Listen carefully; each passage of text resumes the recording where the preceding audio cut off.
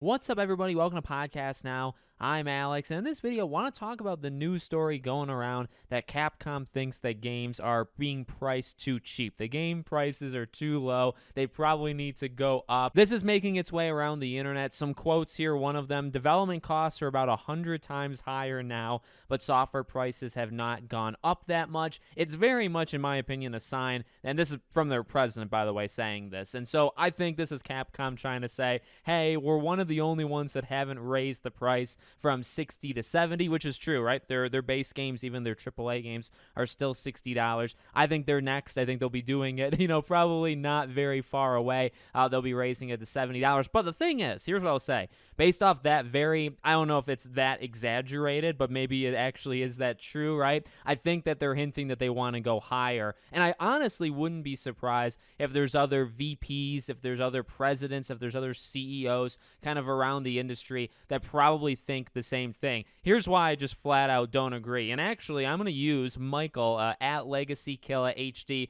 Great Twitter. He actually, I think, gives the answer for us. He lists a bunch of different reasons. Let's read his. We're also going to talk a little bit about Sean Layden, who also kind of responded to this. So he said, please stop, just stop. These companies always talk about why games should cost more because of dev budgets ballooning, but purposely fail to mention A, more players than ever, B, making more money than ever, C, microtransactions, D, shift to digital copies means way more money. Then there's entertainment tie-ins with popular IP, rise of subscription service payouts, merchandise sales, and a plethora of other ways to monetize these games. Don't even want to hear this blank about billion-dollar game publishers, especially after game prices just increased. Now, again, the only thing I'll say there in terms of a negative is Capcom hasn't done it yet. They will raise it to 70. But again, I really do think the hint here is if they had it their way, I truly do believe this, if they had it their way, games would be priced at $80, $90, $100. By the way, I actually should throw this out early. These are just like the US dollar, US prices. I know in Canada, I know in other places around the world, it is actually, the base is higher than that. So we're only talking about the US dollar here. I know it's higher in other places. But he's right. I mean, honestly, he kind of says it all. The more players than ever, like gaming is literally the biggest thing right now. And it's been the biggest thing for several years. It's bigger than Hollywood. It's bigger than the music industry. It's literally the biggest thing on planet Earth. Now, what that means is there's more games also being developed. So you have a limitation of time. Like everybody has a limit of their time, and you can't play every game that's out. I mean, I sure try to, but even I myself fail at that. So you can only, play so many games, but there are more people playing than ever before. Actually, one of the things he doesn't say too is like there's also more ways to play, right? Not just on consoles, but on phones, on tablets, on TVs. These things were not available, and that is important to throw out there, right? When you're talking about, well, it's so much more to make a game now than it was 20 years ago, well, you can also play the game more places than you could 20 years ago. Like he says, making more money than ever. These games are selling a lot of units. Every time that they come out and they say, I mean, if we're going just specifically with Capcom, right? When they say Resident Evil has reached a new milestone, they are still raking in money with all these things. He says microtransactions, so DLC. And now some of these things don't apply necessarily to Capcom, right? Or maybe it applies to some games, but obviously you have games that are live service that just rake in money. They don't even try, to do like the day one, okay, we're going to get people to purchase our game. Maybe the game's free. Maybe they make money over time. The actual, the shifting to digital copies means more money. That is a great point. Well, I really do stand behind game preservation. I've made a lot of videos about that, and as I've made my third channel, I've gotten super into older games. That is such an important point because he's right. As if a game now gets a split of like 60-40, right, or maybe even 70-30, 80-20 in some cases, right, of buying it digitally. If you buy it digitally, they're making more money. If you buy it physically, obviously they're losing because you have to have that cut for the company that's selling it, all that jazz. So I mean, you're seeing it. Alan Wake 2, right? Why is Alan Wake 2 going to be cheaper than it would if it was physical? Well, they said it. If they do digital, you save on a couple different things, but ultimately they can actually charge less and probably still make the exact same amount of money because you're taking almost like a back alley approach to it, right? So those are other great things. Then the entertainment tie-ins with popular IP. I mean, I guess I mentioned Resident Evil, the picture of the quote we looked at earlier, right? Mega Man, like you can sell all of these things in more ways, right, now than you could ever before. So I completely agree with him. And then you have Sean Layden, who tweeted and said, or development costs are too high. Both question marks. Something has to give. The center cannot hold. Again, I'm not for the whole, both part of it, because here's the thing. Here's what I'll say. Actually, the first thing that came to my mind, I think when I saw his tweet, specifically Sean Layden, I'm not calling gamers entitled or anything like that, okay? I mean, maybe some are, and they probably definitely are, right? But generally, here's what I want to say.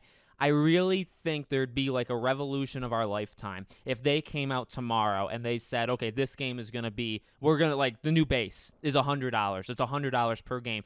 Raising it from 60 to 70 made people extremely upset. You could argue in some cases that the $60 to $70 jump probably killed some games. You look at a game like Immortals of Avium. Now, there's no way of proving it, but do you think Immortals of Avium would have sold better at 60 versus 70? Probably. Again, there's no way of proving that. And also, how many copies, right? Does it sell an extra 20,000, 30,000, 5,000 if it's $10 cheaper? It's hard to tell. It's definitely hard to tell. Honestly, they probably would know the answers more than us, because they could probably look at sales for discounts when a game does go. I'm looking at games that I've skipped this year so far, and sometimes they're $10, $20 cheaper, or there's a deal, right, on, say, Amazon. Well, when the game's $10, $20 cheaper, the company has to know how many copies are being sold during that time. They would know. So the point here is, if you raise the prices 20, 30, 40 more dollars, and again, trust me, these CEOs of the world, they probably would if they could, right? If you do that, I really believe we would not have it. Like, I personally would not have it. I'd be extremely disappointed, upset, and I'd also just generally buy less games. And I think ultimately you're probably going to get that anyway. Like, with the economy and all these things that can happen, I think generally people pull back, right? You don't completely exit gaming. Gamers will always be gamers. But I think you just buy less games. So if you buy 6 games a year,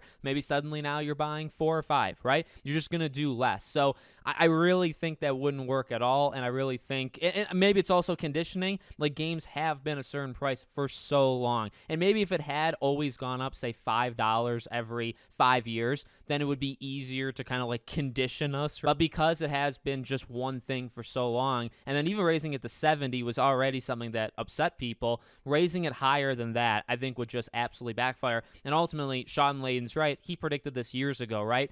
Ultimately, the costs are too high. Games take too long to make. Games cost too much. You can't have every game coming out cost $100+ million to make. It also, as we've seen with, say, Immortals of Avium or Callisto Protocol, there's a good example. These games that are trying something new, and yes, maybe they're sometimes good, maybe they're sometimes bad. The gaming industry has gotten to a point where you cannot fail. If you fail in the gaming industry, you're screwed. You're done. A Saints Row. Now, maybe you could argue they deserve to be shut down, and, there has been that argument, but you look at games that have done really, really bad, and a couple things happen there, and one thing actually doesn't happen. They never get a second chance. Sometimes maybe you could say, again, maybe they don't deserve a second chance, but ultimately, you're just seeing, especially the last couple of years, time and time and time again, if something doesn't work, because it's so expensive, the studio becomes a support team. They never get to lead their own game. There's restructuring in the company, and people are laid off, and the team is just generally, downsized. Or they're just canceled or shut down altogether, right? The team is just shuttered. That's basically what's happening. And why? Well, because games take 3, 4, 5 years on average to make. The longer, I guess, the bigger the game goes.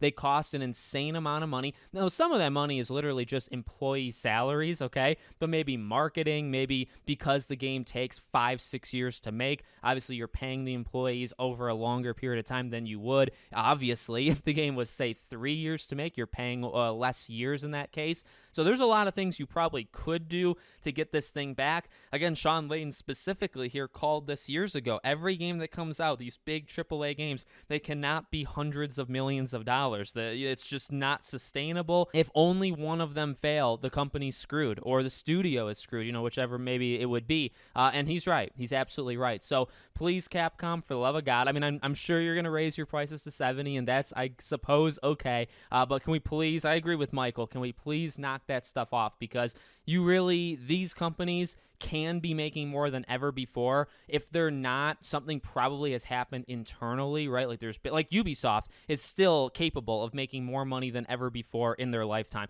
A lot of these companies are capable. If they're not doing it, and Ubisoft, sadly, they're like a punching bag kind of example. If they're not doing it, it's because of decisions. Maybe they rely on this too much, or it takes too long, or they've made bad decisions, right? Like something was the reason for why they're not making an unbelievable unbelievable amount of money. So let me know what you guys think in the comments. Make sure, as always, you're subscribed to the channel, bell icon turned on, and I hope to see you all on the next one.